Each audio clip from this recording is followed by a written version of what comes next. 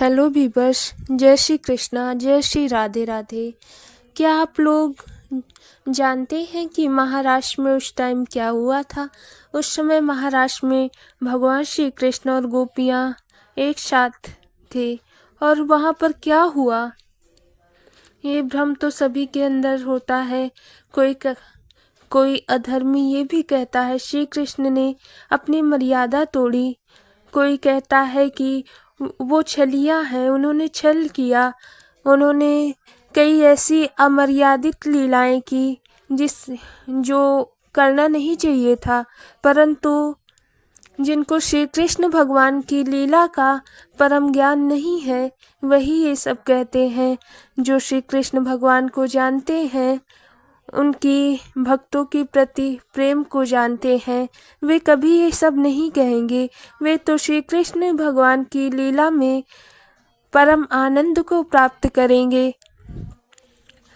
मुझे भी इसका पूर्ण अनुभव नहीं, क्योंकि मैं तो एक तुच्छ प्राणी हूँ, परंतु गुरुजनों से जो भी सुना है वो आपको सुनाते हैं। कृपया आप लोग सुनिए, रास में क्या हुआ था। भगवान श्री कृष्ण ने रास क्यों रचा था? क्योंकि भगवान श्री कृष्ण परिपूर्णतम ब्रह्म थे। वे सभी भक्तों की इच्छाओं को पूर्ण करने के लिए और दुष्टों का संहार करने के लिए ही पृथ्वी पर अवतरित हुए थे। सभी गोपांगनाओं ने माँ गौरी से प्रार्थना की कि भगवान श्री कृष्ण का स्नेह उन्हें प्राप्त हो।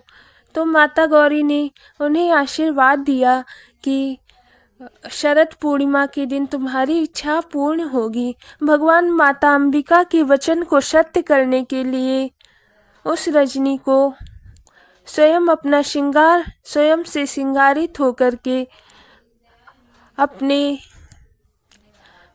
गृह से बाहर प्रकट होते हैं और नंद भवन से बाहर आते हैं, और वे बड़ी मधुर तानों में मुरली का नाद करते हैं, मुरली बजाते हैं। परंतु भगवान की इच्छा के अनुसार मुरली उन्हीं को सुनाई देती है जो भगवान से उसी रूप में प्रेम करती थी, भगवान को अपना प्राण वल्लभ समझती थी। केवल उन्हीं गोपांगनाओं को ये मुरली की धुन सुनाई दी और किसी को नहीं सुनाई दी, क्योंकि ये मुरली तो वृंदावन में बजी थी। ये नंद बाबा, मैया यशोदा इत्यादि को ये मुरली नहीं सुनाई दी, क्योंकि यही भगवान की इच्छा थी। वे सभी गोपांगनाएं श्री कृष्ण भगवान की मुरली की धुन सुन करके बाहर अपने घर से निकलने लगी, और कोई कुछ पूछता तो वे बता ही ना पाती क्या हुआ, क्यों जा रही हैं बाहर। और वे अपनी शुद्ध बुद्ध खो बैठी थी। उनके पति ससुर इत्यादि जो भी थे, वे उन्हें रोकने का प्रयत्न करते, परंतु वे नहीं रुक पाई। उन्होंने सोचा कि कुछ हुआ, कोई दिक्कत होगी। फिर उन्होंने सभी गोपांगनाओं को उनके कक्ष में ही बंद कर दिया, सभी गोपों ने, क्योंकि उन्हें पता ही नहीं था कि श्री कृष्ण भगवान की मुरली बज रही है और इसीलिए जा रही हैं। क्योंकि उन्हें ये सब पता होता तो वे लोग जाने देते, क्योंकि उन्हें पता था श्री कृष्ण स्वयं साक्षात परम ब्रह्म है और वे सब भी देवताओं के ही अंश थे, इसीलिए उन्हें सब कुछ ज्ञान था। परंतु उन्हें तो मुरली की आवाज़ सुनाई ही नहीं दी। जब उन्होंने सभी गोपों ने गोपांगनाओं को अपने घर में ही बंद कर दिया, तो उन्होंने वस्त्र, जैसे कोई अपने वस्त्र को त्याग देता है, उसी प्रकार सभी गोपांगनाओं ने अपने शरीर रूपी वस्त्र को त्याग दिया और अपने परम प्रियतम श्री कृष्ण से मिलने के लिए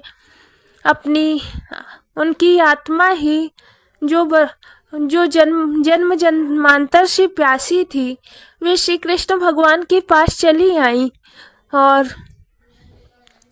भगवान श्री कृष्ण के साथ उन्होंने स्वयं को श्री कृष्ण में विलीन कर लिया, क्योंकि उनका शरीर तो उनके घर में ही था। इसीलिए भगवान श्री कृष्ण ने माता योग माया को आज्ञा दी कि वे सभी गोपिकाओं के शरीर में स्वयं को स्थापित करें और सभी गोपांगनाएं अपने घर में ही विराजमान रही और यहाँ पर सभी की आत्माएं आकर के श्री कृष्ण भगवान के साथ केली करने लगी। एक बार इसी रास की कथा है कि सभी गोपांगनाएं जब श्री कृष्ण को अपने अत्यंत समीप पाई, श्री कृष्ण से स्नेह पाने लगी, तो उन्हें ऐसा भान हुआ, उन्हें ऐसा लगने लगा कि सर्वेश्वर श्री कृष्ण मुझे हम लोग को इतना प्रेम कर रहे हैं, ये विश्व विहारी श्री कृष्ण हैं, तो हम भी अब विश्व विहारिणी हो गई क्योंकि श्री कृष्ण भगवान ने हमें स्वीकार किया। इस प्रकार के मन में अभिमान आने पर श्री कृष्ण ने उन सबको त्याग दिया और श्री राधिका किशोरी जी को अपने कंधे पर बिठा करके वहाँ से अंतर्ध्यान हो गए।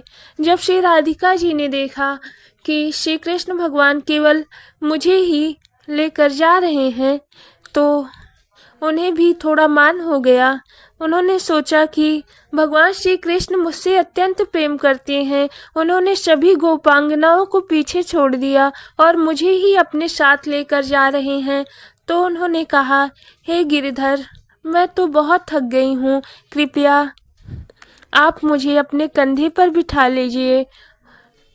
तब भगवान श्री कृष्ण ने देखा कि माता राधिका के भी मन में वही अहंकार आ गया है, तो उन्होंने कहा, ठीक है देवी, आप बड़ी सुकोमल हैं, हम आपको अपने कंधे पर बिठा लेते हैं। और श्री कृष्ण भगवान उनको अपने कंधे पे बिठाने के लिए जैसे बैठे, श्री राधिका जी ने अपना हाथ बढ़ाया और जैसे ही श्री राधिका जी ने अपना हाथ बढ़ाया, वे सर्वेश्वर श्री कृष्ण वहाँ से भी अंतर्ध्यान हो गए और वे सभी गोपांगनाओं और राधा जी को छोड़ के अंतर्ध्यान हो गए और सभी को देखने लगी, देखो ये लोग क्या करती हैं।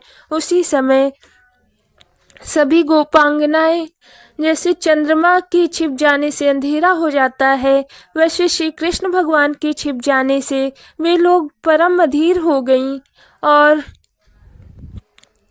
वे लोग इधर उधर भटकने लगी, क्योंकि वे उनका शरीर तो घर में ही था, वे केवल उनकी आत्माएं ही आई थी। तब श्री कृष्ण को ना पाकर वे विलाप करने लगी, रोने लगी। फिर आगे जाकर उन्होंने श्री राधिका जी को पाया। राधिका जी भी श्री कृष्ण के वियोग में विकल सी हो गई थी, उन्हें अपने देह की सुध ही नहीं रही। वे प्रियतम के वियोग में इतना विकल हो गई कि वे स्वयं का ही नाम लेकर के पुकारने लगी, हे राधे हे राधे, क्योंकि उन्हें पता था राधा नाम से श्री कृष्ण भगवान अत्यंत प्रसन्न होते हैं और वे आ जाते हैं। जब गोपांगनाओं ने राधा जी की ऐसी दशा दी तो उन्हें सहारा देते हुए जहाँ पर रास हो रहा था वहीं पर गईं और श्री कृष्ण भगवान के नाम का जाप करने लगी। और इसी तरह उन्होंने भगवान श्री कृष्ण से क्षमा मांगी, हे प्रभु, हमसे गलती हो गई है, हमें क्षमा कर दीजिए। उन्हें अपने अभिमान का भी भान हो गया, तो उन्होंने भगवान से विनती की, हे नाथ, इस बार हमें क्षमा कर दीजिए, अब हम ऐसा कुछ भी नहीं करेंगे, हमें ज्ञान हो गया कि आप ही सर्वेश्वर हैं। जय श्री राधे कृष्ण। ये वीडियो आपको अच्छी लगी